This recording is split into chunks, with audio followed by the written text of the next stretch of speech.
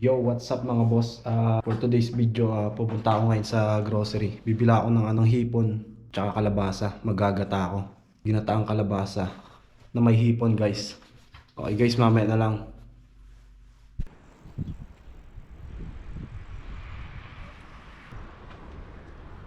Yes! Good morning, good morning! And guys, tawid na tayo. Medyo malayo pa. Medyo malayo pa yung grocery guys. Kahit pagod ka na sa pagbabike, di ka naman pawis. Dahil guys, malamig dito. Siguro pag napahinto, doon mo lang maano. Nakita nyo ba yun guys? Oh, tangke oh. Tangke ng sundalo dito, ayan oh. Ayan oh. Nice. Medyo malayo pa tayo. Pero goods lang. So na yun guys, malapit na tayo. Yan guys, oh yung Lidl. Ito yung grocery na yun. Hingal na ako. Diyan ako nakita ng hipon guys eh. Tingnan natin kung meron. Pag wala, no choice tayo. Baboy sasahog natin doon sa gatang kalabasa.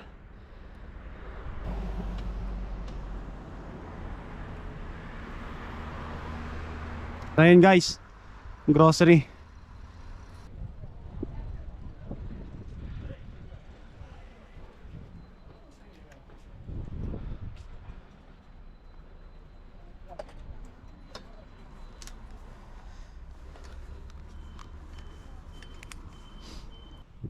Yo guys, nandito na tayo ngayon sa grocery. Nakuha akong basket.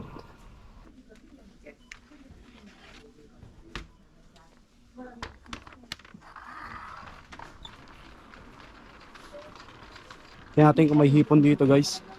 Alam ko meron dito ako nakakita eh. Ito dito, natin dito. May hipon dito guys pero may balat siya. Ay walang balat pala, sorry. Wala siyang balat.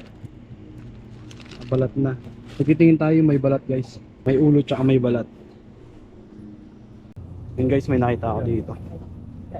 Nakita akong hipon na may balat. Yan. Kaso kaunti lang guys. Piraso lang.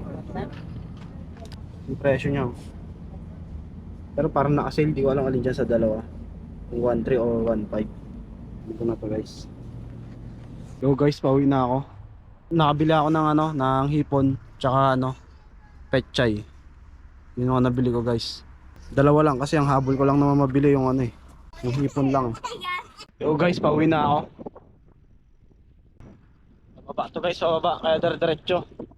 Pidal-pidal yan oh. Sarap. Dali maganda dito pag pauwi ka na guys. Pababa kasi siya. Pag papunta, ang hirap. Guys, sarap magbike oh.